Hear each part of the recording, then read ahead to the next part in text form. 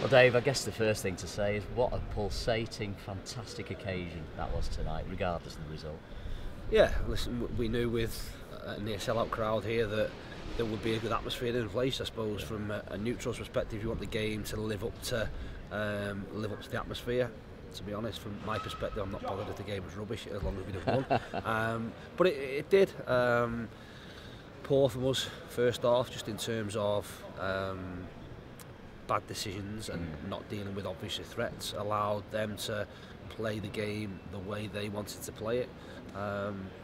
A few decisions didn't go our way, don't get me wrong, and maybe from their side of it they'll say a decision went our way in the second half, but what we did, we spoke at half time about showing character, and us still being in the game at 2-0 regardless. If we went about things better in the second half and were braver in terms of our decisions, I thought we were. That momentum is changed with goals, getting the goal at the time that we did, and then getting the second goal not too far after leaves you open to wanting to go and winning it. I'm disappointed with our last sort of 20 minutes, half an hour if you like. I thought we could have been better with our simple passes in order to cause them more problems. But listen, credit to them, they've dug in there and they're obviously delighted with their points. I suppose at half time, if I'd been offered a point, I'd have been delighted with it as well. So we move on, we're still in a good position, and look forward to Saturday now. I did wonder whether, with a crowd like it was tonight, was losing the toss the very first thing of the night, was that counted against you this evening? No, I don't think so. You know, well, the goals are both the same size, and regardless of whether that end is trying to suck the ball in or blow the ball in the other end, it makes not a grand deal of difference. We conceded 2 poor goals. Again, I don't mind pointing fingers in terms of who's culpable, if you like, in terms of mistakes. I thought the first bit of the game, the back three didn't deal with their front two.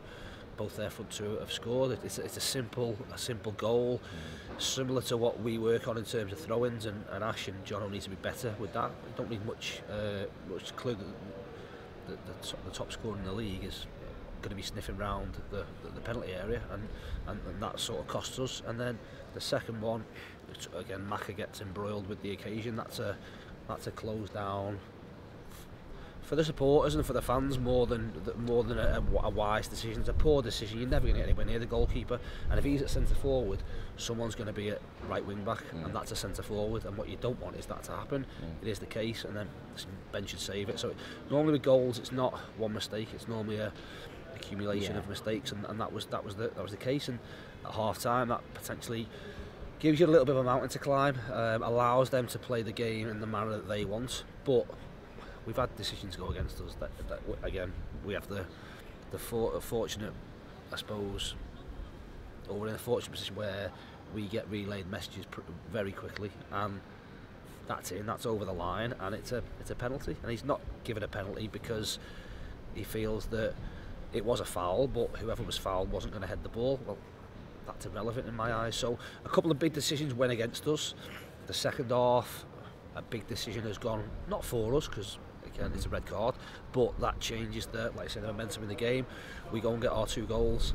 Like I said, I'd love to have gone and get a third, but on balance, a draw is it's a fair result, a result that, like I said, at half time I'd definitely have taken. Before the game I wanted to win, and after the game I probably still a little bit would like to have sort of gone on and made that advantage count. Just on your 2 goals that you scored, again, he's a young boy on this left-hand side, Ryan Rydell, but 2 assists again from him, and he's starting to provide some good quality, isn't he, from those wide areas? Yeah, he was. I suppose when I first came into the club, the general consensus on Ryan was that his quality was sporadic, was very up down. You're going to get that with a young player. I think his quality on Saturday was really poor. I don't mind, I'll tell him that.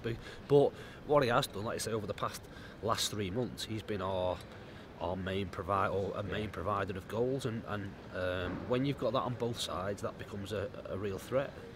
I think people will forget at times he's only 20, 21. He's got a really bright future in front of him, and hopefully he can be part of a team that wants to progress and wants to move forward, and can give him a platform to be able to do that. Is it an indication perhaps of how far we've come now as a team? You're disappointed obviously at the end of a 10-game winning run. You're still top of the league, but it was interesting in the dugouts at the end of the game. You guys looked disappointed, but they were celebrating a point tonight. That's interesting. We are disappointed, but on the flip side of it, I think if I'd have been in their dugout coming away from home, like I say, to a team that won 10 on the spin and having to play the last 35 minutes, 40 minutes if you like, with 10 men and conceding the equaliser with potentially half an hour to go, then I think I'd be pretty pleased with it, with a point. I think probably, if you're honest, both teams tonight saw it as an opportunity to win. I suppose from their side of it, they probably not wanting to lose because they still go above us with the game in hand, and with the way that the game panned out, like I say, at half time, we'd have been in a position where we didn't want to lose. But in the heat of the sort of battle, if you like, and straight after, you're always frustrated because you want to win all the time. The reality is we won 10 games on the spin. That's a big achievement at any level. We're now unbeaten, so we're unbeaten in 11. Hopefully we can win on Saturday, and it's now a case of trying to keep an unbeaten record going rather than a series of wins. And if we can win again on Saturday, then why can't we win another 10 on the spin, or try and increase that record to maybe 11? That would be nice, but we know that'll be tough. As I said earlier, I mean, still top of the league, but you've got that FA Trophy tie to come now against Chesterfield. Is that an opportunity to maybe rotate the squad, or are you looking to keep the momentum going with the first team players that you've been using so far? No, it's absolutely an opportunity to mix things up. But the large proportion, or the large majority, if not every single one of the players that will start the game, will play the game on Saturday, will tell me that they should be in the starting 11 tonight. So great, that's brilliant. That's just said to me in there, don't tell me, show me. So hopefully you'll see, like I say, a performance that will still have all the attributes that we want to see. So high tempo, looking to move the ball quickly. There will be opportunities to have a look at a few little bits from our perspective, but some players do need minutes, but it doesn't mean that we want to win. We don't want to win the game. We absolutely want to win the game, and we want to start another winning run and build momentum and going into Bromley next Tuesday. So Saturday will be, like I say, a game that I'm looking forward to, a game that we can really focus on us and do some work over the next couple of days leading into that, and hopefully take ourselves to one step closer to a Wembley Cup final. Just finally, I do want to finish on the fans tonight, because we believe that was the biggest ever midweek game at this level of football in the National League or the Conference. It's certainly our biggest midweek game since Manchester City came 20 odd years ago, a game you played in. And the fans tonight, I mean, they did a march down Castle Street. Normally it's a protest, but tonight it was a march of support for you and for the team. And there's something special happening in this town. There is, and it was brilliant. Like I say, it was great to come out in the warm up, and to be, especially up the back there, loads of them in and singing, brilliant, which created an atmosphere. I think it's always better. I said in my programme notes around teams or supporters, opposition supporters bouncing off each other. Chesterfield bringing their support as they did helps in terms of what we're looking to bring. I think it shows. If we'd have been 2-0 down at home to Chesterfield 4 months ago, this place would have been a horrible place to play football.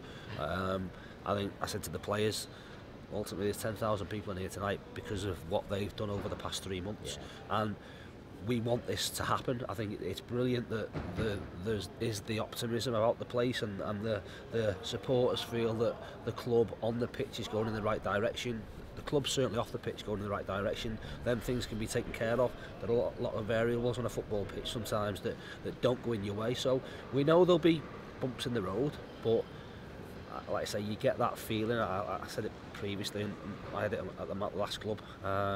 This football club has huge potential, a huge fan base, and we want to give them something to be excited about and be happy to come and cheer their team on and have a team out there that represents them. And we're starting to do that. We'll get better. I know we'll get better. I'll make sure we get better, and hopefully at the back end of the season this doesn't become a sort of infrequent occurrence. Certainly we can't guarantee having 10,000 here. We can guarantee having 8,500 of our own fans, and they were absolutely brilliant tonight. And I'm delighted that we could give them something to go on with, because they stayed with us. I'm disappointed that we couldn't really make it a night, I suppose, like the Bolton game was, and have that sort of scenario we have at the end that Ollie's ball puts in. Why can't Quiggs grow another 3 inches and be a giraffe? And all of a sudden, I'm sure you'd have may have seen limbs in that end, as people might say. Sure, but listen, wasn't to be, and we take our point and we move on to Saturday. And you're still top of the league. Well done. Thanks for your time. Cheers. Thank you. Thanks.